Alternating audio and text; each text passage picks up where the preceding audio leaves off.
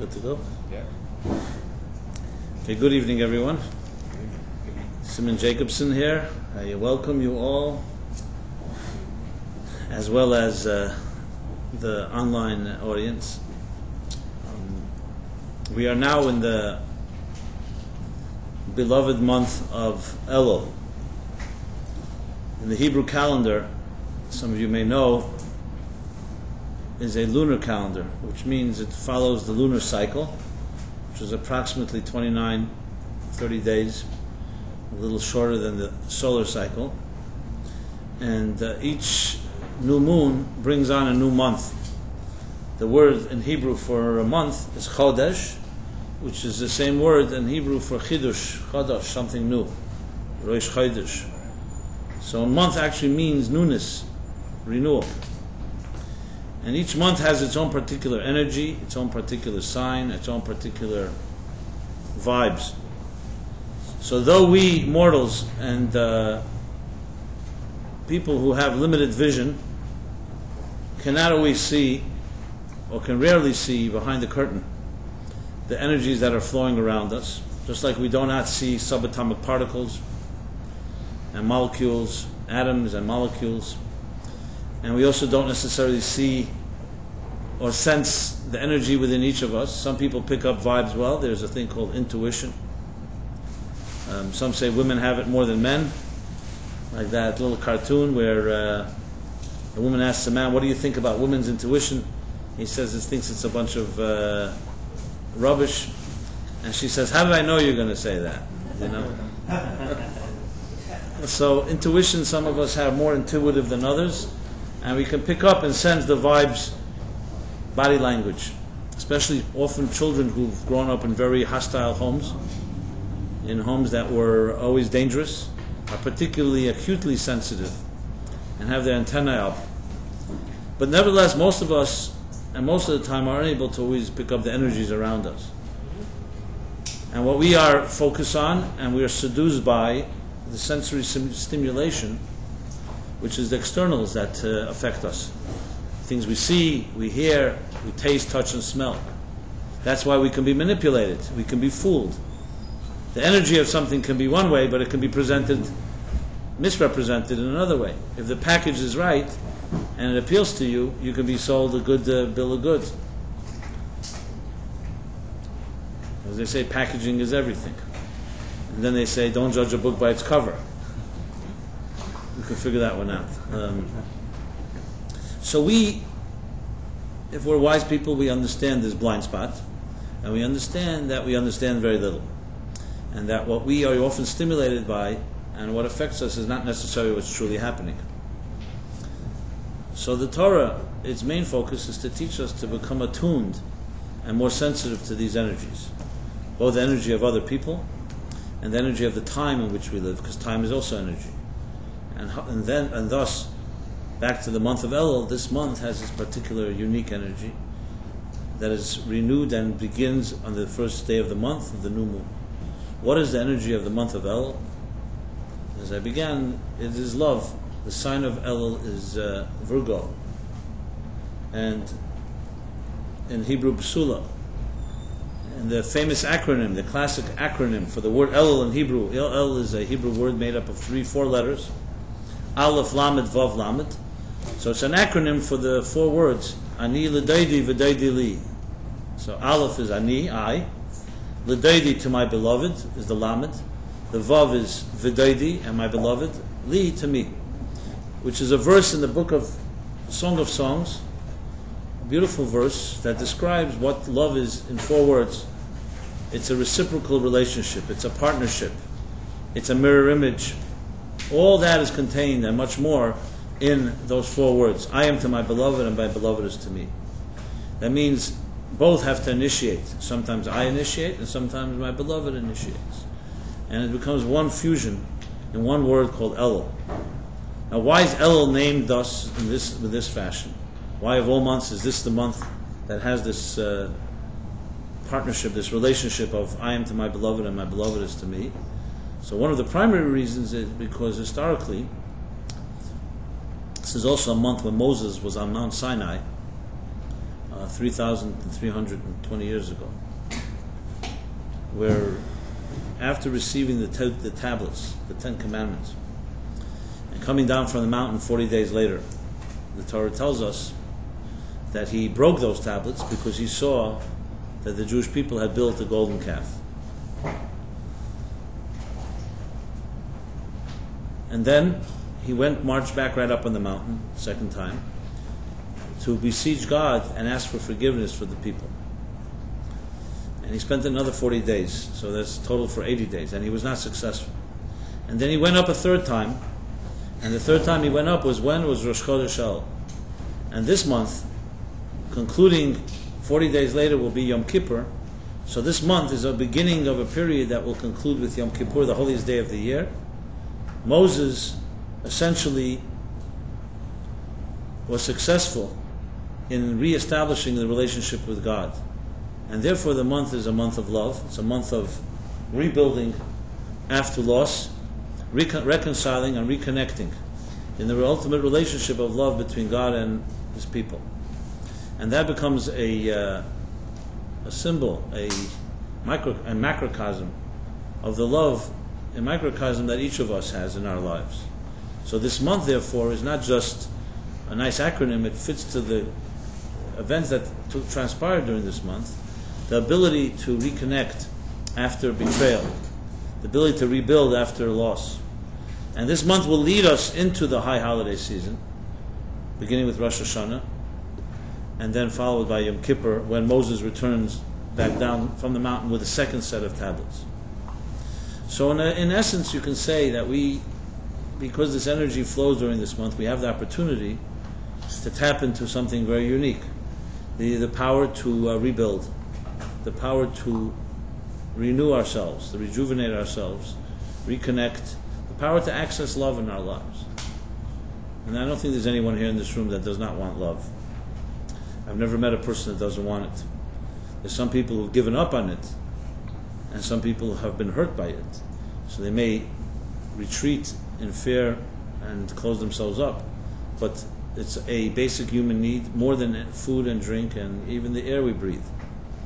Love is an invisible force, but its power, we all know, affects us all the time in very visible ways. The need for being nurtured, for warmth, for intimacy, for the comfort, for companionship, all the derivatives of love, and many more that I probably cannot articulate because it has so many sub-levels and different dimensions for each of us. It is a force that is both unbelievably necessary and at the same time very intangible. No one has mastered the secret of love. As a matter of fact, anyone that tries to master it always eludes you. And maybe that's why more books about love have been written than any other book, any other theme, because it continues to remain something that both mesmerizes us and at the same time eludes us in a way. The people that are the deepest lovers in this world, people who achieve great love in their lives, will be the first to tell you that it's when you surrender and when you realize that it's not about you owning it, is when you can discover love in your life. It is like all true things in life, that if you cannot own it, it's not a commodity that you can buy. It's not something you can own and you can control, as much as we would like to. And the fact is, most relationships don't work because people try to impose their rules on something that should be imposing itself on you, not the other way around. In other words, it's not you that is going to learn how to love, it's love that's going to embrace you if you allow it in. Like the Kotzker Rebbe once said, when they asked him about God, where is God? He said, wherever you let him in. Now what does that mean exactly? If someone to ask you, where is truth? Where is reality? If someone answers that you have to travel to some country, or to some store, or to some planet to find truth and reality, by definition that's already a false response. Reality is everywhere. Truth is everywhere. Any truth that is only in one part of the world and not in another, so when anyone tells you that if you give me enough money I'll sell you truth, that in itself is a contradiction of terms. The meaning of truth and reality is that nobody owns it, that it's all pervasive, it's everywhere, and no one controls it. That's what true truth is, reality. So then how do we access it? You access it by letting it in, by getting yourself out of the way, your ego, your need for control, your need for power, your need for security, and just let go, and then it emerges. All truths, That's the rule of all truth. Truth emerges. It never is acquired. That's the definition of truth. Truth is always there, lying within, and needs to emerge, not to be bought, not to be acquired, not to be in any other way transferred. It's not property. It's not money. No wire transfers and no physical transfers will make a difference. It is something that is within all of existence and just needs to emerge. And for something to emerge, you need to get rid of the blocks that don't let it emerge. This is fundamental principle that if we were all really committed to, you would find your life a lot easier and simpler. But it's so difficult because we are not trained to let go. We are afraid to let go because we think if we let go, we'll be hurt. We've been taught, or we taught ourselves in a false way, that to protect yourself, you always have to be on guard. And that concept of being able to trust, let go of your tools, and allow something else to emerge is not easily acquired. That's something that takes, unfortunately, a lot of training. Now, if you think about it, children actually have that naturally. Children don't need training for that. As young children, children naturally gravitate to such truths. So what happens? What happens is, as we grow into adults, we learn from the adults around us not to trust things around us. We learn to lie, to be duplicitous, to be deceptive, and then we all judge others as we judge ourselves. We know just as you can be duplicitous, someone else can be. So we become untrusting in this world. And basically, anyone that's too trusting is even called, you're too naive. You ever been accused of being too naive? Now, children are very naive, but for good reasons. The only reason they shouldn't be naive is because the rest of the world is criminal, basically. So you're saying is, don't be naive. But imagine the world was all naive like children, and there was no one that was outside of that loop, the pale. We would live in a world where what you see is what you get, a seamlessness between spirit and matter, between the inside and the outside, a true world, a world of truth. However, we don't live in a world like that. We live in a world where truth is concealed, where you can spend billions of dollars to try to discover a truth. Look at any court case trying to find out who's a criminal. So there's witnesses and recreation and evidence, and you still don't know what the story is. Why? Because truth can be easily concealed, can be easily distorted. That's how complicated our lives are. And this is also true in our own lives. But a fundamental Torah principle is that truth is always there waiting to be released. And we release it when we let go. And that's what this month is all about. As a preparatory month of preparation for the high holidays, it's a month of introspection, of review, where we review our lives. And above all, in the most broadest sense of the word, review, are we getting in the way of the true truths of our lives? I don't like to make state platitudes, generalizations, but I will say to you, from my years of experience and counseling people and speaking to people, including my own personal experiences, almost in every situation, I say only almost, simply not to, state absolutes, almost all situations where somebody's grappling to find love in their lives, to find the right partner, the right soulmate, they are part of the problem, not the partner, potential partner, and not God, and not some curse that someone placed to put on you. So when people say to me, or say to themselves, what's the matter? I tried everything. I've dated, I listened to advice, I tried this person, that person, and it doesn't seem to work. And then most people come to the conclusion that means there must be some mysterious force, maybe some ayin hara, some evil eye, some curse, something God doesn't like about me. And people come to that conclusion. And when I challenge a person like that, I say, well, how do you know you tried everything? I feel I tried everything. Well, that I feel tells you all. You're subjective. How do you know you tried everything? Do you have an objective person that says you tried everything? Many people don't like to go there. They don't like to be challenged there. Because if they convince themselves they tried everything, that should be enough. And I have to say, I don't usually tell people because I'm not interested in necessarily making anybody particularly uncomfortable. But in most cases, they're absolutely wrong. They didn't try everything. And I don't mean try everything like going to the farthest ends of the earth, crazy things. They don't realize that we all don't realize that we are our own worst enemy. And we can be in the way of even the things that we most love and most aspire to. And our subjectivity and our experiences and all that can work very much against us. And it's the people who are able to acknowledge that are halfway there. To acknowledge that is a very serious endeavor, and that's why we have this month of Elul, which is a day-by-day month, every day, a form of introspection to look at yourself, which is the reason that I composed a book called 60 Days that some of you may be familiar with, to make it a little easier to take Torah concepts and meditations and exercises and find ways to apply it day by day. Because it's such a complicated process, to do it day by day makes it a lot more palatable, easier. And slowly you can acclimate yourself to see yourself and see the world in a new way. But that takes work, it takes effort, it takes commitment, and above all it takes the persistence of not gravitating back to your old self.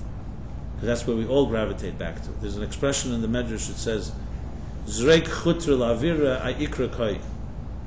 In Aramaic that means when you throw a rod, a stick, up into the air, it will always, especially, we're talking about something that has a weight on one end or the other, it will always return to its original position.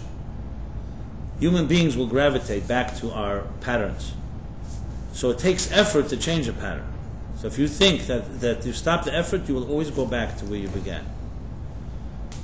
One of the mistakes we make is we're driven to change something, and we actually set out and set out on the way to change, but then you lose the power to maintain it. So what happens? You will gravitate back to your so-called equilibrium. It may not be actually an equilibrium, it just may be your equilibrium, meaning the place that you're most accustomed to, most comfortable with. So it requires a sustained effort to actually change something in order to maintain and sustain that change. So Elul is a month that we're given that power, and we're given that power because we're all like a little Moses climbing on a mountain. We're all on a journey, and in our own small way, we are challenging God in a way, and we're also challenging ourselves to come up with something new, to not repeat old patterns, and that when we are ready to enter into Rosh Hashanah, Yom Kippur, we actually enter with an arsenal, with the weapons, with tools, to be able to actually actualize something a little different, and then truth can actually emerge. And that's what is the key to life. Every human being, from a Torah perspective, is a beautiful creature. It's like a flower. But like flowers in a garden, flowers need work. You need to cultivate the garden, nurture it, nourish it, water it, and, of course, cut away the weeds. You could have a beautiful flower garden, but if there are many weeds growing, the weeds will overwhelm and overshadow and even steal some of the nourishment, the water, and that is meant to feed the flowers. So we all have weeds in our lives, and the weeds are distractions, are the things that are not the priorities of your life, and they will consume your life. So if you were to add up everything you did today and ask yourself how many things are weeds and how many are flowers. Now, weeds don't always mean negative behavior or something negative. Weeds can also mean distractions. For instance, we spend many hours of the day working, which is part of, I guess, the curse of the Garden of Eden, when God said that you shall sweat, you will earn your living by the sweat of your brow. So we sweat, whether it's physical sweat, whether it's psychological sweat. It takes effort. It's an uphill battle to make a living. It's always, you're dealing with competition, you're dealing with others who want what you have, etc., etc. So this consumption with work, which in itself is really a means to a higher end, can become your end, can become your purpose. You're so consumed with it, there's almost no room for anything else. You have no energy, no strength. So even if you wanted to have some solace, some type of spiritual moment in your day, where do you fit it in? What happens is basically the weeds take over, and instead of the garden being one of flowers, the weeds of your life become the dominant force. This takes work and effort to balance, to counterbalance. That's why the Torah has a very, very rigid and very direct approach how to so-called blunt the effects of being consumed with our work. In the morning you pray, in the afternoon there's a prayer, you give charity. There are thousands of little tricks and methods of signposts that are meant to so-called break the momentum and the stranglehold that work can have over us, that money can have over us. Tzedakah, charity, one of the greatest of mitzvahs, is really meant, above all, not just, many people think tzedakah is the right thing to do. You are blessed with something, share it with someone else. That's true. That's obvious. But there's something greater about tzedakah that people are not aware of. It's more for you, the giver, than for the one that's receiving. It breaks the clutches of material selfishness. That's why it's so difficult to give. Why do you think it's difficult for a person to give charity? Because money represents, as he says in Tanya, chapter 37, money represents your everything, your ego, your innovation, your time, your energy. It's a physical way to measure it. And giving away, that is like giving yourself away. And why would you give it to someone else? You earned it. And as he goes on, he says, because that's precisely why it's difficult to give, and that's precisely its power. Its power is because it weakens the hold of material narcissism. You know, everyone knows that you can't take the money with you to the next world. That's a complete logical thing. Nobody has ever mastered that. Yet you see people hold on to their mattresses or to their bank accounts till the last moment, and sometimes the government will take away 50% of it. What is this obsession? When you know that it's not eternal. Because the material deception of this world creates a false reality that you think this is power. And others worship it as well as power, so it becomes a symbol of power. So tzedakah, one of the greatest mitzvahs in the Torah, is meant to weaken that hold. So who does it do more for, the person who needs it or the person who's giving it? When you learn this lesson, that giving is greater than receiving, you become a great person. And you become a person that can find your dreams being met. Because you're able to transcend the biggest thing of all, which is your own ego and your own perception of what power and control is. Now, even with this being said, it's not going to make it easier, just for the record. Because this still speaks to the mind, and your heart, nevertheless, is selfish, and your heart is harder to crack. But there are people who are blessed, sometimes naturally, to just be natural givers, and the rest of us have to work on it.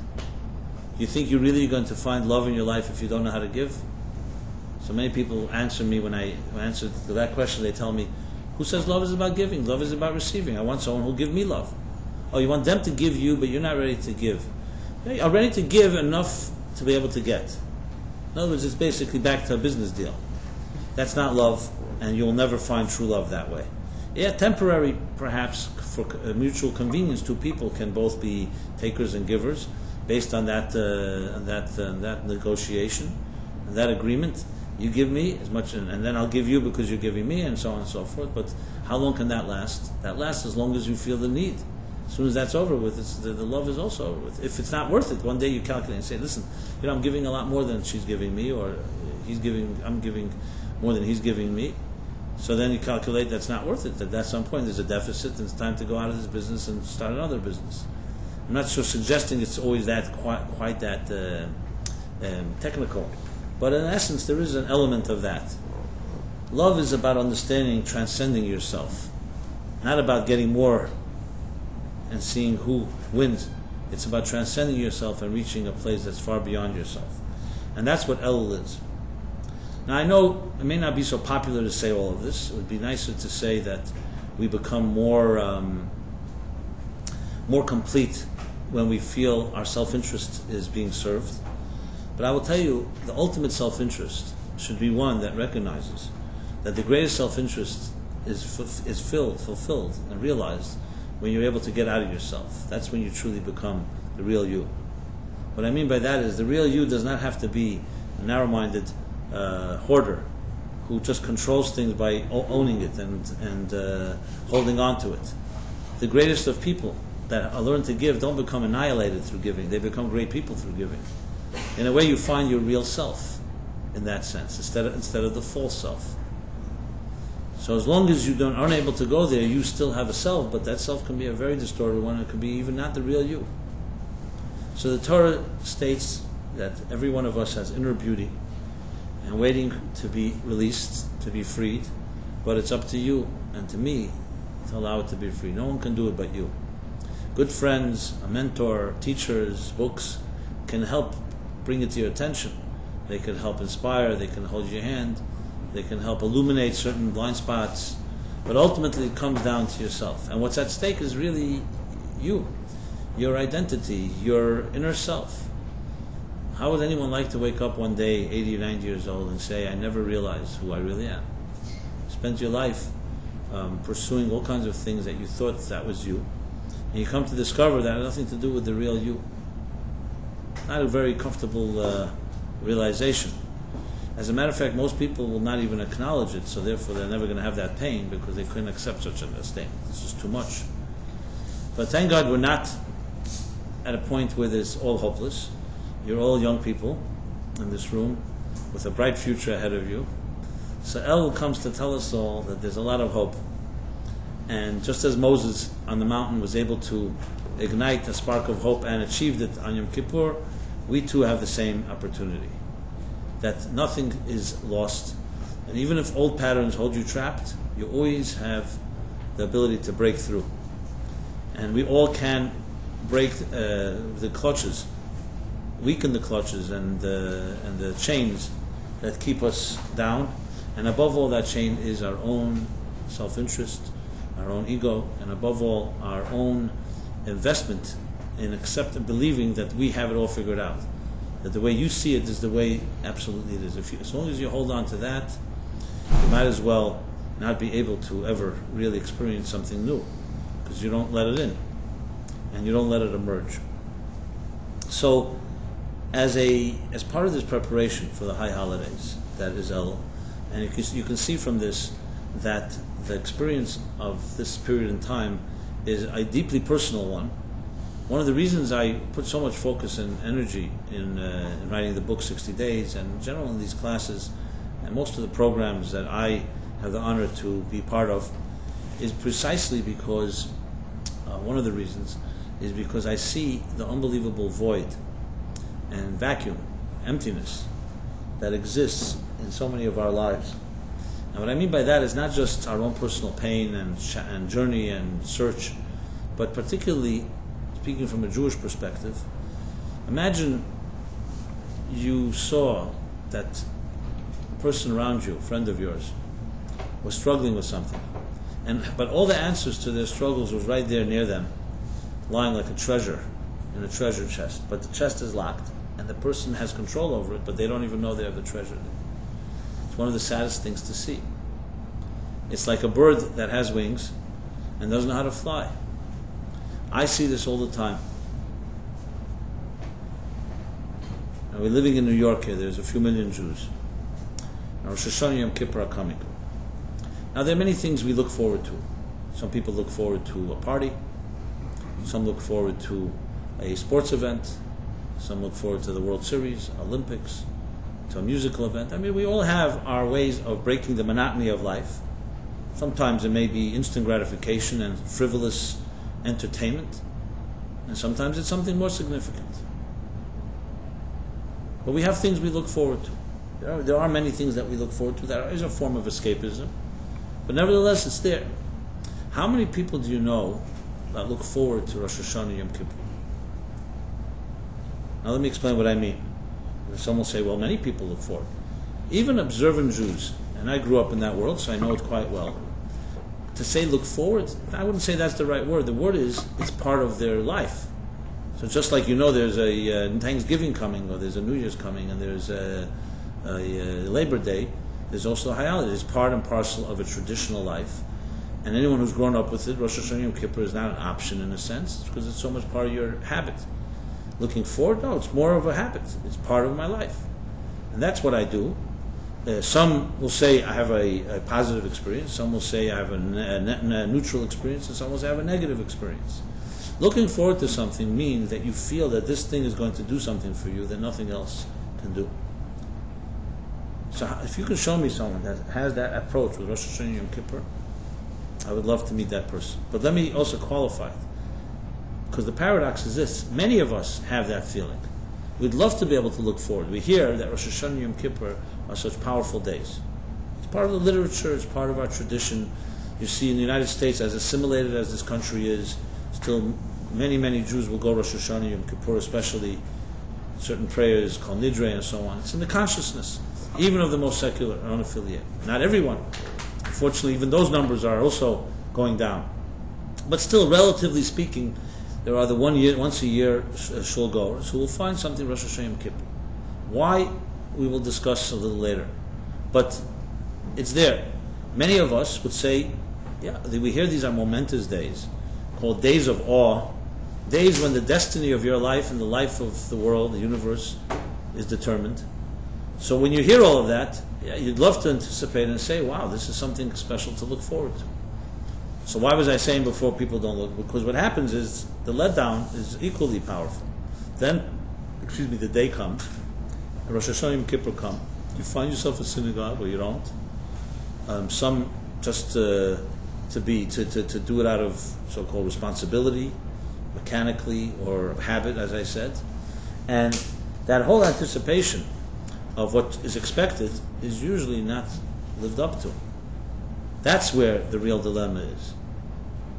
Some will tell you that my synagogue experience is absolutely horrendous. I sit there, I don't understand Hebrew. Those that do read quickly. The sermons are hollow and empty. All we're told is that how come nobody ever comes except on Yom Kippur? I mean, there are people who give you the whole list of things of their negative experiences, and there's quite a large number. I don't know the statistics. There are others that will tell you about their apathy. Yeah, I go to Rosh Hashanah Yom Kippur, that's what I do, my family did it, I go with my family, whatever it is. Is it a meaningful experience? Not necessarily, but I didn't expect more, so, they have a certain type of neutral approach. And then you will have people, there's no doubt, that will tell you that my synagogue or where I go, it's very meaningful, there's a lot of singing, it's emotional, it's touching, and so on. But all this is necessarily predictable. It's not predictable. It really comes down to, I guess, individuals. The last group that I mentioned, of course, are a minority. Because if the high holidays were really such powerful days of the year that can change your life, then why is it that there are close to 3 million Jews in the tri-state area? Why aren't they all online to reach some type of holiday experience if it's such a tremendous experience? It's not the perception. As I said, very few people will even expect that. So this paradox is something that has always disturbed me. Growing up in a more traditional, very traditional home and environment, so I saw a lot of mechanical Jews. I saw a lot of people who did it mechanically and by rote. I cannot say all. I definitely met and saw deeply spiritual and holy people, including the Rebbe, who's my mentor, who, no question, is Rosh Hashanah, hearing the Rebbe blow shofar was absolutely a life-changing event. But that's a real rarity and doesn't exist all over the world. I was blessed to see that, and those others that were blessed to see it. The question is, can that be recreated? Can that power be replicated? And because I've grown up in this world, and at the same time I'm very familiar with the challenges of a secular environment, and I know people will tell me, and I remember that woman who told me years ago, which was the real catalyst why I wrote 60 Days. A woman who told me that she preferred, instead of going to synagogue on Yom Kippur, I'll tell you what happened. I did a Yom Kippur service in Santa Monica, California. Did it with my good friend of mine, Peter Himmelman, a musician in that area, that part of the world. And there was a very interesting turnout, very large turnout in a theater in Montana, in Santa Monica. Montana is the name of a street. The streets there are named by the states. So there was a woman who was in the audience, and she had never experienced before Yom Kippur. She told me it was a very personal and very spiritual experience, and she thanked me. Then, the next year she asked me, she was coming to New York, where could she go for a service? So I suggested a synagogue, which I thought would be helpful to her and meaningful. And it was. She said it was a positive experience, but she couldn't say it was life transforming. So the next year, Yom Kippur, she comes to this class once in a while. She's not here tonight. She said to me, it was nice that you introduced me to that synagogue, but I think this year I'm going to stay home. And she was an avid Zen Buddhist as well. And she said, I'm going to use some of my meditations on Yom Kippur. She didn't mean it maliciously or cynically. She really was sincere. It pained me so, not because I had a problem with Zen Buddhism per se, but that she couldn't find it in her own Judaism. And I said to myself, so where did we go wrong? And how many others are there like that wouldn't tell you this? And maybe they won't find it in Zen Buddhism either, so they won't find it in anything. They'll find it in a football game. I think Yom Kippur is on a Thursday. Any football that day? You know that joke where the president of the synagogue who helped build the synagogue with the rabbi, and every year they struggled, and finally, after 10 years, the rabbi tells the president, finally we're going to have a full house, full synagogue. The president said, I feel really bad because this year Rosh Hashanah comes out in the playoffs, and I really can't make it. So the rabbi said to him, "You've never heard of a video camera, a VCR?" So he said, "Oh, Rabbi, really? You can videotape the services? That's so nice." So it pained me because I felt really challenged, and I guess my competitive juices started flowing, and I felt I need to do something. So I asked this woman, I said, "Listen, how about if I offer you to sit and let's go over some prayers, Yom Kippur prayers, and I'll show you their power, I'll explain them to you, I'll translate them for you." And it's exactly what I did. I took out time, I felt the importance of it, and we spent a few sessions in my office, and I went through different prayers, I showed her key prayers, how that can be personalized and spiritual. And not here to toot my horn, but I will say that I went over the Zen Buddhist meditations, and things forever changed. Today, this woman is already Shomer Shabbos. It's a whole new world. So I brainwashed her completely. Just kidding. Let's not drag that from the record. Don't do that. That's true. Okay. But the truth is, had nothing to do with me, to be honest. It was really, I dug deeper into the treasures of Judaism, into the wisdom of the Torah, into its timeless wisdom and its profound spirituality. And it was nothing new that I had to really uncover. It was simply digging and making it very relevant to the point that she could see it and can actually be better than other things that she was exposed to. And that was the catalyst that I decided, after hearing that story, and then of course I've known many others since, to write 60 Days. I think I write about it in the introduction, if I recall correctly. And which is also why I'm very excited, on a personal note, that I'm leading the Rosh Hashanah Yom Kippur service. This is this year in New York, for that reason. Because I truly believe, and this is not because I think I'm the only one that can do it, I think many can, but they just don't know how. As I said, the beauty lies within all of you, and all of us. The power to access your soul is there. Rosh Hashanah Yom Kippur are the most powerful tools that you can ever find to access it. The question is, and the challenge we have is to learn how, to decipher the musical notes of these holidays. That's the challenge, but it's absolutely possible. And unfortunately, we were not taught this, not in yeshiva schools, not in the religious schools, and definitely not in secular school education. That's the challenge. When you learn that, trust me, you will not be able to go without a Rosh Hashanah Yom Kippur in your life, and it will become something indispensable and something to look forward to, more exciting than any party and any event that you will ever experience. I'm ready to say that, absolutely guaranteed, money back guaranteed. Not that this is necessarily costing money, but you get the idea. So the point I want to make is that the challenge is not just for me to convey it to you, but I have even a greater challenge, to give you the tools that you can convey it to others as well. That's the real power. A flame lights a flame, ad infinitum. The fact is, it's one thing if I can be a teacher and teach you, inspire you, but real success, in my mind, and real truth is when your flame gets ignited, your soul gets ignited, and you can do exactly the same for another. That has always been what I've ever told people who've ever told me thank you, or in any way that I've helped them. I've always said the greatest thank you for me is if you do what you feel I did for you, you do for another. And maybe more than just another, for many others. And there's nothing more gratifying if you learn things in your life. It's one thing we are students and we receive, and I too am a student and receive from those before me. Is when you're able to transform that and turn it into something you can give, there's no words to describe that feeling. And I want you to all know that you all have that power, and you don't need to graduate and need to get any degrees. Because right now, even what you have now is already more than what many others have. And you have something inside of you, and you have to feel the responsibility that when you even meet a stranger, you're commuting on a subway, or you meet someone at work, or people you know, or people that are even close to you, you should feel the responsibility to illuminate. We're here to bring light into this world, not just to take care of our own needs. It's a fundamental lesson, and as I said before with charity, just as it is with financial charity, the same is with spiritual charity.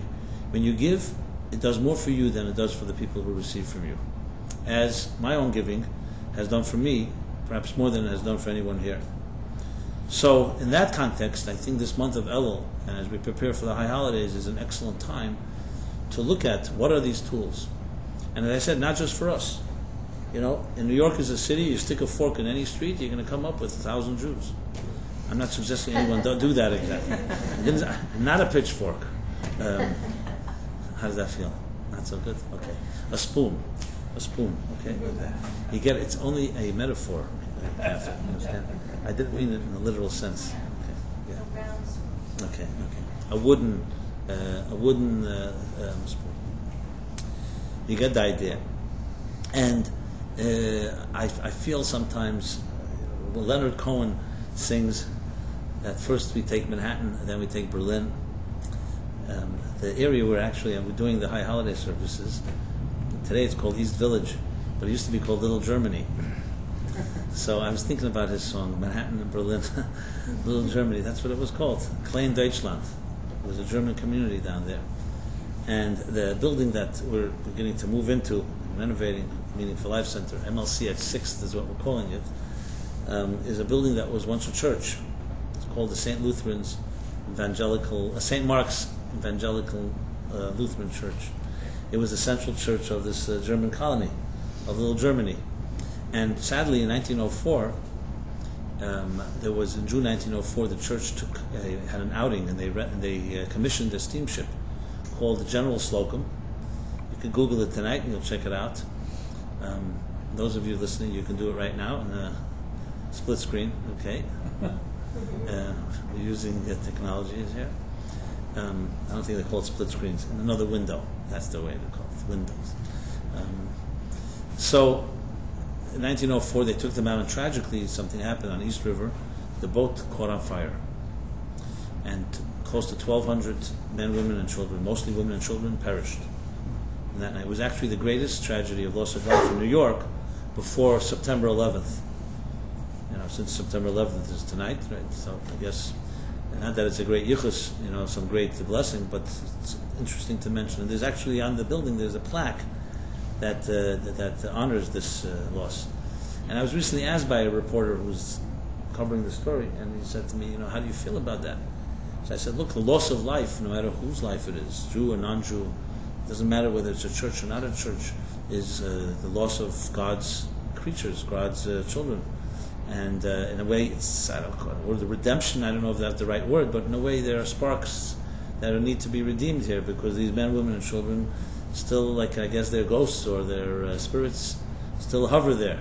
So just an interesting twist to the whole thing.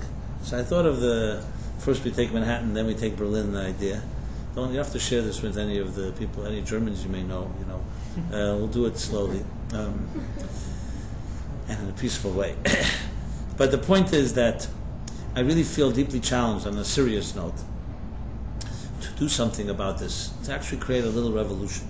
That maybe we could change the perspective of high holidays, that they could be seen as truly indispensable tools for all of us to be able to really improve our lives, transform our lives, and create renewal and sanctity in our lives. So since we're in the month of El and we're preparing for these high holidays, so let me share a few ideas that I think are part of the tools that we can use and develop. And of course, this is just touching the surface. And hopefully, as we go through these weeks, we get closer to this period, we can really enter the high holidays with this power, and then Rosh Hashanah Yom Kippur can be exactly that type of experience, a truly transformative, personal, resonating experience that touches your heart and soul in the deepest place. So the first and most important thing to know is, what exactly is Rosh Hashanah Yom Kippur in the first place? What is it? So technically, if you've read or you studied or you went to yeshiva or some school, so technically people know the mechanics, some of us know the mechanics of Rosh Hashanah Yom Kippur. What are the mechanics? People know Rosh Hashanah. Some of you may know that Rosh Hashanah is the birthday of the human race. It's when Adam and Eve, according to the biblical story, were created and placed into the Garden of Eden. Some of you know that on Rosh Hashanah you blow shofar. I don't know if you know why, but you blow shofar, ram's horn, symbol of many different things, symbol of tshuva, symbol of a wake-up call, the symbol of the ram that replaced Isaac as an offering, the symbol of the ram's horn at Sinai. There are all kinds of symbolism. Some of you also know that you take an apple and you dip it in honey on Rosh Hashanah night. And then, of course, there's the synagogue, there's the services. How much each of you know, I cannot really speculate. But I'm assuming that if you represent a cross section of the population of this country, there are those of you that know more and those that know less, and some know very little. But all this, at best, is the mechanics. What about the soul of Rosh Hashanah? What happens on Rosh Hashanah?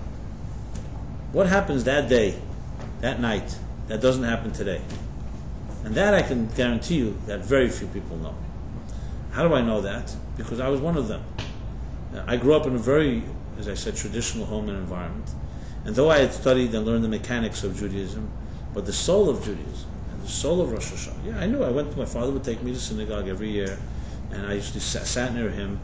And you just count the pages, or you count the minutes, whatever it is, or you tie people's taluses together, or you find some other little mischievous things to do as a child. And I would see my father cry very often Rosh Hashanah, Yom Kippur, which of course is always moving. But I remember meeting once I'll tell you who he is after I tell the story, a prominent individual who said to me that when he was 9 years old, he went to synagogue with his father in Montreal, and the prayers were said so quickly when they left synagogue, he said to his father, "Did you understand what you just said?" And his father was fluent in Hebrew. The kid wasn't, but his father. He says, "No, but don't worry, no one else does either. No one else either understands." And this boy tells me, he was no longer a boy when he told it to me, that this single event caused him never to return to synagogue. That was it. He never told anybody anything. That message that he heard from his father was so profound, he would not return to synagogue. What's the point? Nobody understands what they're saying. What are we doing this for? It's ridiculous. And he told me he intermarried once, more than once. Today he's over 70 years old. When I met him, he was around that age. He had actually written me a very nice note about my book, Toward a Meaningful Life. So that brought us to meet with each other. And he said to me these words. He said to me, and around 40 or my late 40s, I began to re-enter and explore what does it mean to be Jewish. Because he had written it off. From that 9-year-old experience, that was it for him. And he says, today I'm committed, and I've committed my life to spend money and to spend resources to make sure that other 9-year-olds don't go through the same experience. And then he asked me, challenged me, what would you do to make sure 9-year-olds don't go through what I went through? Now the man's name is Edgar Bronfman Sr. Senior, not junior, senior. And I was really moved by what he said, that a man, I don't know how old he is, he's probably in his 80s already, right? Close to his 80s. And I'm not getting into his politics and so on. There's no question he's put his money where his mouth is. He's done much for the Jewish people and spent much. One of the founders of Birthright that has sent so many thousands of kids to Israel. He brought the Swiss banks to their knees, and so on and so forth. Again, I'm sure everybody could find something on everybody. I'm not here to tell you he's a perfect tzaddik, but it's impressive what he has done. And he did put his money where his mouth is. And he told me he still has not found the solution for 9-year-olds. What I answered to him is that we'd have to revolutionize literally the whole education system, the whole synagogue system. That you have to bring spirituality into the liturgy, into the prayers, and it cannot be mechanical, period. As long as it's mechanical, it's going to turn out 9-year-olds like you. Because people are just going to do lip service, guilt, responsibility, whatever it is. But I share the story with you because though I would not say that I had the same experience, I think my father did understand the prayers, and it did affect him, and as did many people in the synagogues I went to. But still, I saw plenty of mechanical stuff there. And yes, when you open up a machzor, which is the name of the prayer book that we use on Rosh Hashanah Yom Kippur, it's hundreds and hundreds of pages. I am fluent in Hebrew, completely fluent in Hebrew. I can tell you, to understand everything there requires more than a day, and more than 2 days, and more than 3 days. It's like a book. So how can anybody read all those prayers and truly in a meaningful way? Even if you knew every word, the meaning of the words, it's just there's so much. You're talking about hundreds of pages. And mind you, these aren't just nice little statements. They're cryptic, they're poetic prayers that include the Psalms, and include beautiful, beautiful statements. And every year, actually, I'm amazed. I always discover something new I haven't seen. And I know this is not just for myself, I know this is for many, many others who've prayed for many years in their lives, people who are 67 years old. So this is people fluent and completely proficient and know and have done this. What about the millions of others that don't even know Hebrew? And definitely don't know the soul of the meaning of it all. So we're dealing with a true crisis, in a sense. So if Rosh Hashanah Yom Kippur had nothing to tell us, okay, so you could say, listen, it's outlived its life. It was relevant for people thousands of years ago, and today we have other so-called inspirational sources. But that's not the case. Rosh Hashanah Yom Kippur remain and contain potent energy, and as I said, it has the power to change a person's life. I've seen it with my own eyes. But it's critical to decipher and understand what is the soul of these holidays. What really happens on Rosh Hashanah? In your life and in my life, what will happen September 29th this year in the evening when the sun sets and Rosh Hashanah begins? So the answer to that, the Holy Arizal says, he was a great Kabbalist, and he does teach us the soul of the holiday. And he says the single most important statement to know, using the following words. I'm translating from the Hebrew. He says, as the sun sets, it doesn't say September 29th because every year it's a different date, but he says, as the sun sets on Erev Rosh Hashanah, the eve of Rosh Hashanah, and the holiday enters, he says, the entire universe goes into a comatose state. Like in a sleep, into a slumber. Waiting, anticipating to be reawakened through the prayers and efforts and services and shofar blowing on our part.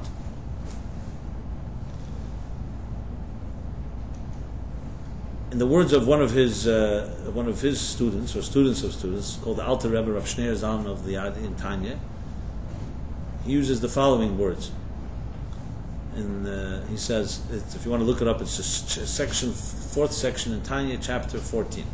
And he says that on Rosh Hashanah, a new Chadash, a new light, a new energy enters into existence that never was here before, unprecedented. And it has the power to change everything in our lives. It's like a new gift that's given to you, but you have to do something to contain it, or else it will dissipate. So using these two statements, which are really very similar, tells us there's something that does happen on Rosh Hashanah. The fact that we don't feel it or see it, as I began this class tonight, we don't feel or see most energy. What do we feel and see? We see and feel little, very little, 1%, the tip of the iceberg.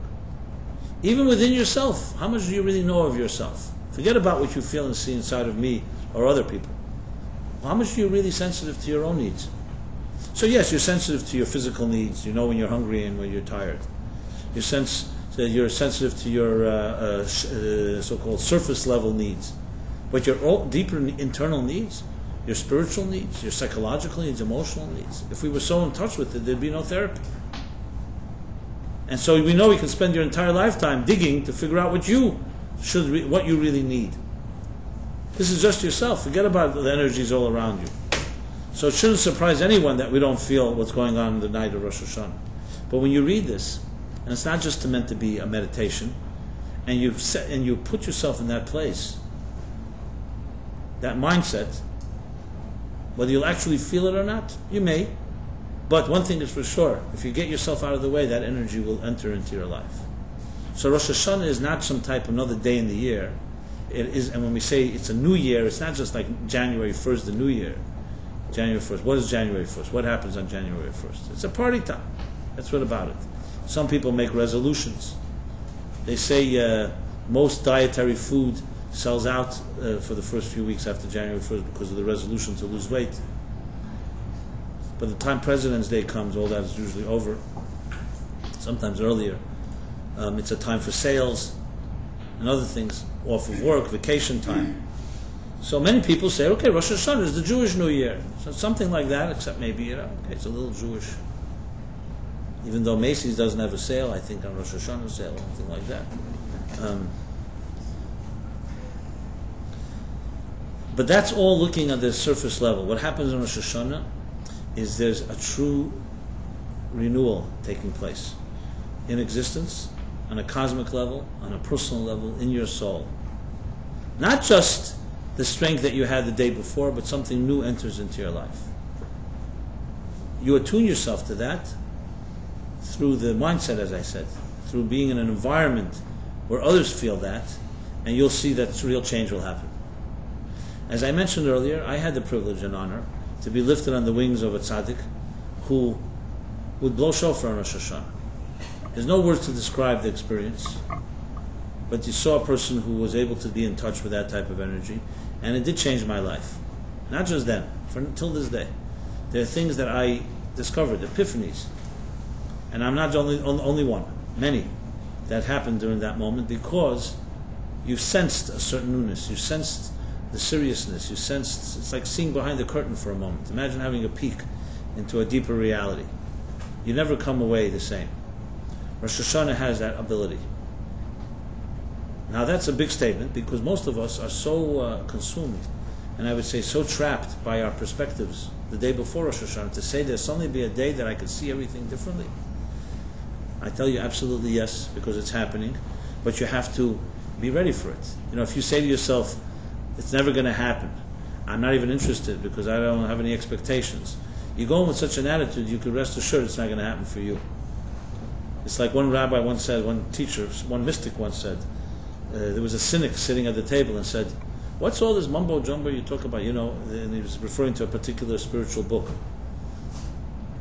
What did it contribute to the human race? So this Rebbe mystic happened to be a very sharp individual. So he said to him, did you ever read the spiritual book? Is that what you're referring to? He said, no. She said, well, in you it didn't contribute anything. In other words, it's very easy. It's all how we set our minds. It's like if you go into a party or you go to an event that can be uplifting, and you go with an attitude that this is not going to be for me, this is not where I belong, what do you think is going to happen? Even if there was an opportunity, it wouldn't happen. Because no one can't force your way in. Your attitude makes a big difference. So I would say the following: even if you're a little cynical, or you have questions, or you've been disappointed in the past, maybe what there to lose? Try to go in with that type of attitude, and for all you know, something may happen. And if not, you come back to me and say nothing happened. Disappointed again. But I can tell you, as they say the expression, trach gut wird sein gut, the way we think, that's how things are shaped. As a matter of fact, some biologists would be cynical the other way around. That if you set your mind that something new will happen, it has nothing to do with it really happened, you convince yourself it happened. It's also like a placebo effect. Something, but I prefer that than the other way around. I'm not here to prove to you something happens on Rosh Hashanah night. I do believe what these mystics write. I trust them because they've proven themselves. The Jewish people are here today after thousands of years of persecution. They must have done something right. So maybe they do know some things that some of us cynics don't really know. And I trust it. And it's not really about proof. It's about I believe in experiential proof. If it works, that to me is enough. If you tell me after Rosh Hashanah it worked, who cares whether you can scientifically prove whether a new level of subatomic particles entered into existence the night of Rosh Hashanah? I don't know if you'll be able to put it under a microscope. But the fact of the matter is, millions of people did experience renewal over the years, and it's this generation with all our gifts and prosperity and comforts and information and revolution and internet and everything accessible to us that has lost touch with this secret. So Rosh Hashanah that's the power of Rosh Hashanah. In essence, in one word, renewal, new energy. The details we'll discuss coming weeks, how you access it, what the shofar does, what the dipping of the apple and honey does, what the other customs and traditions. Remember, the customs, traditions, and the mitzvahs, think of them as tools. What are tools? Tools are to access something. If you know there's a deep beneath the ground, there's water. So you dig until you hit the water. It's called a well. But that's not enough. Now you need to drop down a pail to access it. That's what the traditions, the customs, the rituals, the mechanics of a holiday are meant to be. They are the tools to access the energy that the holiday offers us. So yes, on one hand you can meditate on this renewal, but that's still not going to make it part of your life. To make it part of your life, you have to do something about it. And that's where the fusion of action and body and soul, basically, of a mitzvah, body and soul of a holiday come together. The body are the tools, and the soul is the energy. So Rosh Hashanah has its power, the power to achieve true renewal. But to access that energy requires containers, requires particular tools. And those tools are the different traditions that we utilize on the holiday. The prayers as well, so the shofar blowing, the Torah reading, the Haftorah reading. And all of them are really tools to access that element of renewal. As I said, I will elaborate more, and this is going to see this as a series. Yom Kippur, the energy of Yom Kippur, briefly, in one word, is sanctity. Yom Kippur, Yom HaKadosh, the holiest day of the year. What does it mean to be holy? So, if someone were to ask you, did you ever experience a sacred moment in your life? Is anyone here that would say they experienced a sacred moment in their life? It's not a rhetorical question, I'm actually asking. No volunteers? Yes. Well, you want to describe it for a moment? Just briefly? Too private? Matter of facilitation of turn it to verbiage as opposed to experience. Okay, fine. That's fine. I'll use a few examples that some people may have experienced. Sometimes it may be your own marriage, or if you're at a wedding of a close friend. Sometimes you feel something very profound under a chuppah, a ceremony. I know many people have had negative experiences in marriage, so I was weighing whether I should mention it, but I decided, you know what, you don't throw out the baby with the bathwater. Just because some people have negative experiences doesn't mean that there isn't some beauty in it. So there are people you can experience when you see two people who truly find each other and stand under the heavens with the canopy. There is a power at the moment. It often brings tears to people's eyes. And if you're a cynic, you say, okay, listen, hey, it's always moving and emotional. Yeah, let's see what's going to happen a year from now, there's that voice. But nevertheless, let's be naive for a moment, if you may, on a little journey. There are sacred moments. Of course, you can dismiss everything in life. A sacred moment, in essence, is a moment where you feel awe, where you're in the presence of something that's greater than you are. That's true sanctity.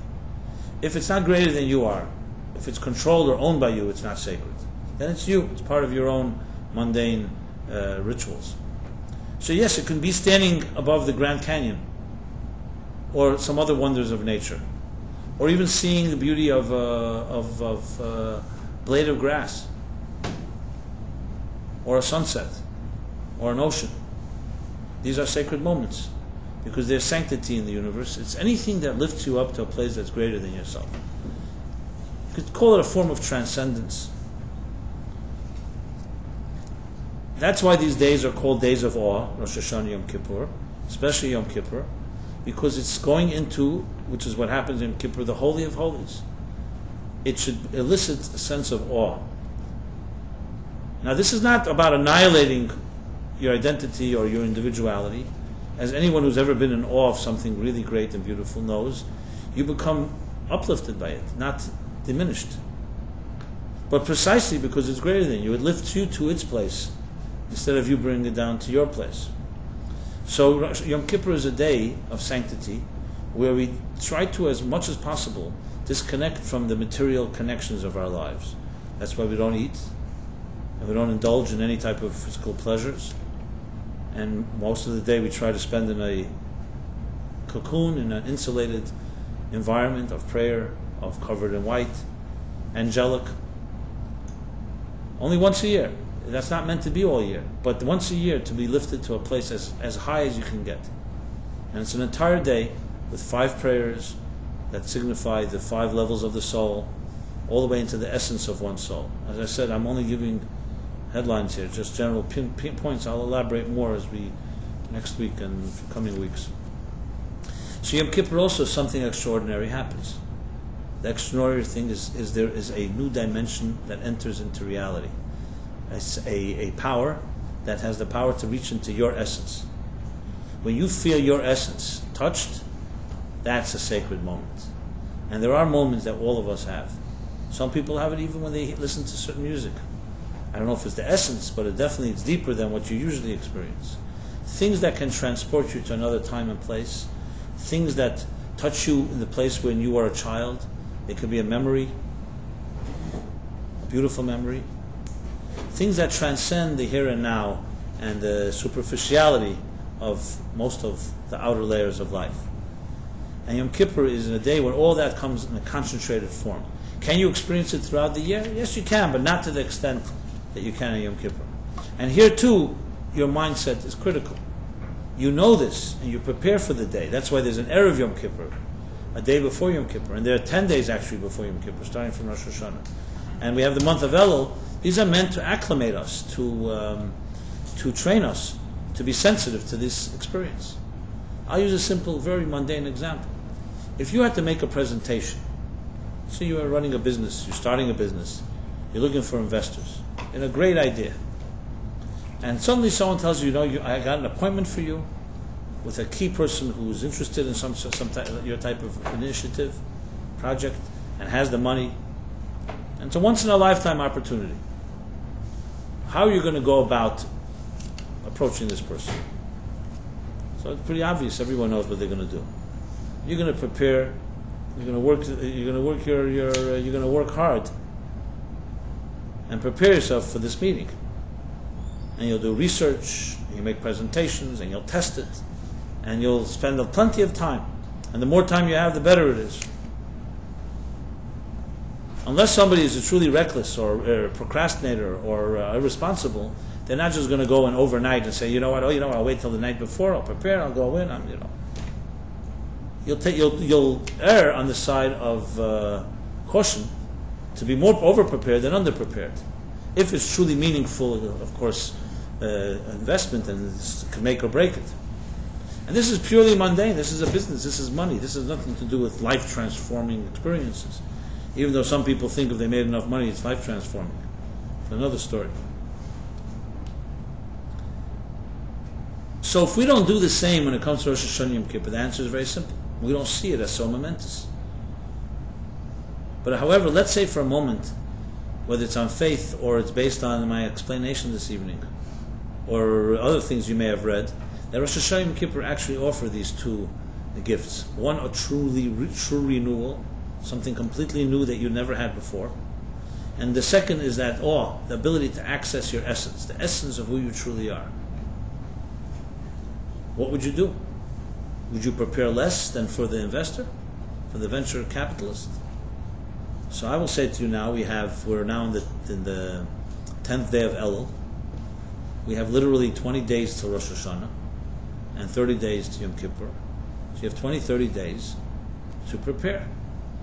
And direct proportion, commensurate to your preparation, will be your results. As it would be exactly how you invest, that's what you get in return.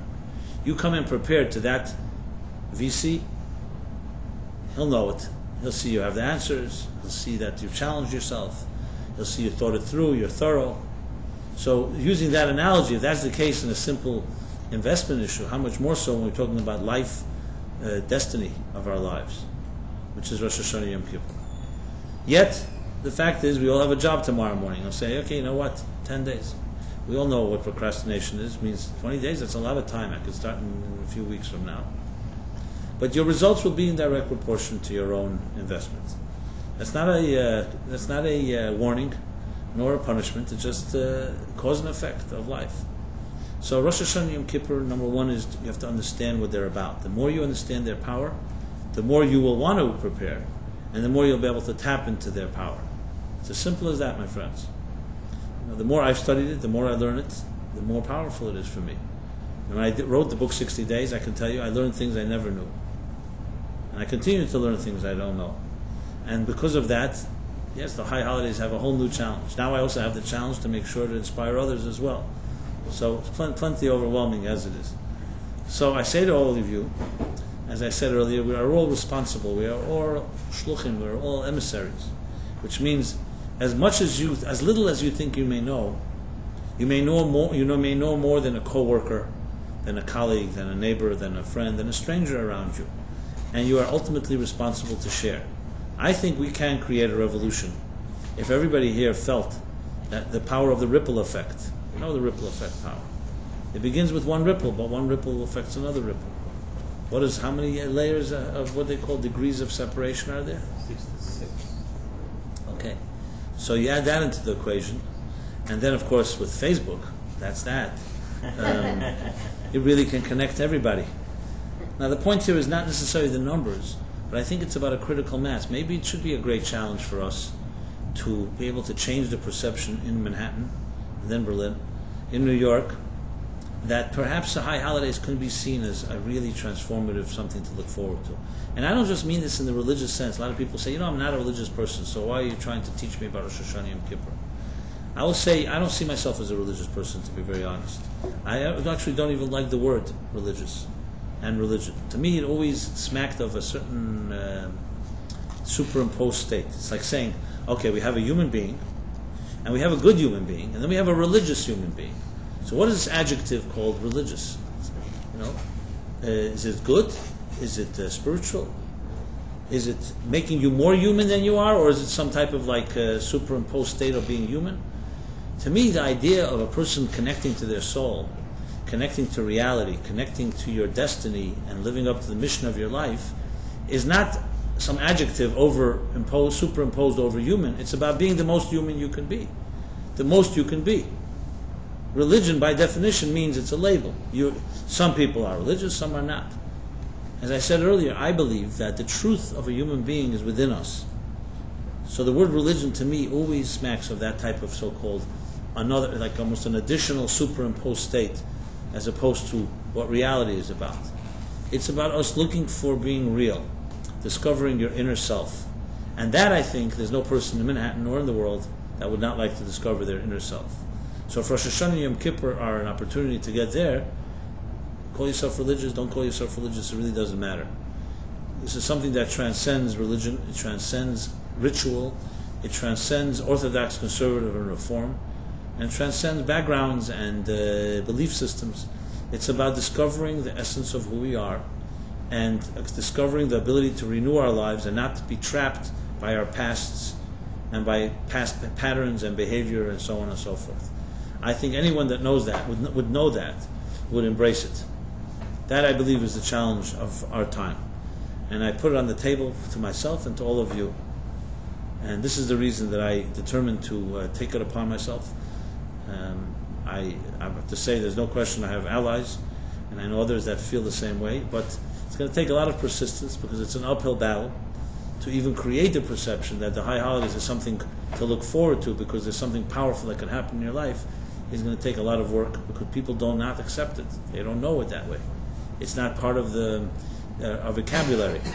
It's almost like trying to market Coca-Cola on a planet where they don't drink altogether. So you have to first convince them that they have to drink, and then you have to tell them that the drink is going to be Coca-Cola. I'm not here to market Coca-Cola. I'm just using that as an example because if you're a cynical person, if you can market and sell Coca-Cola to be the number one brand in the country, in the world, of the country, and it's a drink that was once not even necessary, and today little children, you can't do anything without a Coke or a Diet Coke, for that matter, or a lime Diet Coke, or all the levels, etc., etc. What? And decaf lime Diet Coke. And I'm not here to knock Coca-Cola. I actually admire that they're able to convince the universe that this is critical. You can't live without it, and certain foods can't be eaten without it, and it's actually not necessity in life. Some will even say that Coke is actually destructive, except it's not been documented by the FDA, etc., etc. I think some mechanics use Coke as an anti-corrosive in cars, etc., etc. It has that power. But nevertheless, it's become a brand.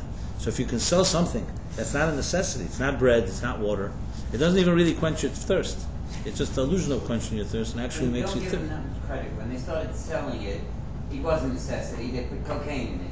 It's where it gets its name from. They were selling narcotics until they were told it was illegal. But they still sell it as narcotics. It's not the first time that the world has seen this.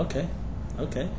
So I say to myself, if people can get together and maintain such a brand and keep it in the consciousness, how much more so if you could actually teach people and say that, listen, you can discover your deepest self on Rosh Hashanah Yom Kippur, and it doesn't have to cost as much. So I think that that's a challenge that I take upon myself, and I hope that you all join me in this. And this is not about, this is, it's true I will be doing services and I would love to have people come there, but I'd rather see that people find such an experience wherever they may be, whether it's in this city or it's all over the world. And I know there are people listening to this as far as New Zealand, where it is now, it's 9:30, I think it's something like 1:30 in the afternoon on Thursday. So this is about a universal challenge, and maybe we can create some change. And I say Rosh Hashanah Yom Kippur because I think of all times in the year, that's when people are most receptive. They want something. And people have something in their unconscious, at least, expect a little. So maybe it's a great opportunity to do something about it. So, as I said, the next few weeks I shall be continuing this discussion in more detail about how we can decipher the prayer services, how we can develop, how we can understand the tools of these high holidays as tools to access these forces that I just described. I didn't mention Sukkot. We'll discuss that as time passes. As I said, we are in the process of transitioning to a new space, a new home. And that's not because I love the Kaabach Shul, I love the graciousness that they've offered us, but in order to really expand programming, we just needed a place that we can do a lot more. And I know for many of you and many that are not here tonight, that I want to be able to offer many, many different programs, and look forward, you'll soon see a whole slew of programming that we're going to be doing. To give you a little preview, I can even invite you to hear it first. On September 20th, Saturday night, is the night of Slichot, exactly a week from this coming Saturday night. So we're actually going to do what we're calling an improvisational musical prelude to Slichot at 9:30 in the evening.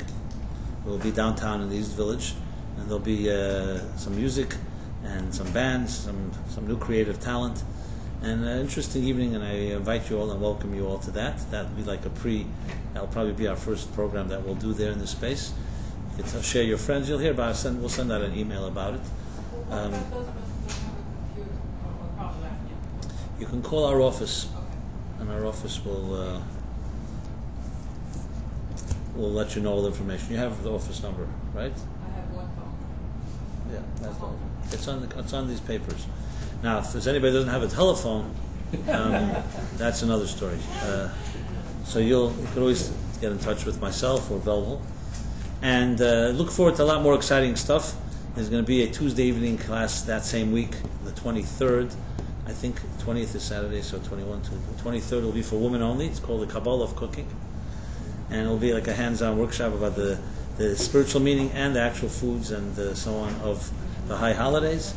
And I'll be doing that Wednesday, a special pre-holiday course. More details to come, but you can mark your calendars if you like. And of course, all leading to because the crescendo is the high holiday services themselves. I'll be personally leading them, and trust me, you will not be disappointed. It will not be boring, that's for sure. And I'm going to really spell out and use the services as a process to spell out the choreography and really personally connect everything I've been saying here this evening. We're now in training sessions, but then we'll actually play itself out. And I look forward. Myself, am very anticipating it. Myself, anticipating. I'm sure there'll be some surprises, and I welcome you all. And particularly, I'm not really looking to say if someone has a synagogue, by all means, this is not about trying to pull anybody away. On the contrary, but most importantly, I want to tell you, and this is where I feel we're all responsible. Should you know anyone? There's no question that you know people. There's going to be doctors or lawyers or colleagues that either will not go to any particular synagogue or don't expect much or are very cynical about it. I strongly encourage that here's an opportunity. As I said, I will treat them the best I can. Obviously, if you come with them, it will always be nicer. But if you encourage them personally, just like many of you have brought people to this class, I believe that this is a great opportunity. So I encourage you to do that.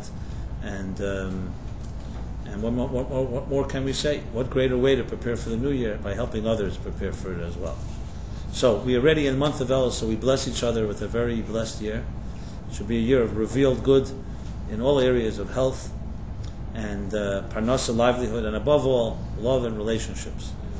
As in the month of Elul, that all of you that need to find your soulmate should find it, even if you haven't gotten rid of all your blocks God can sometimes actually play a little magic and help you get rid of some of your plots. If you happen to also get rid of them on your own, they won't hurt. So, those of you that have to be blessed with a soulmate that should be this year, I have my dancing shoes ready to come to any wedding if you invite me.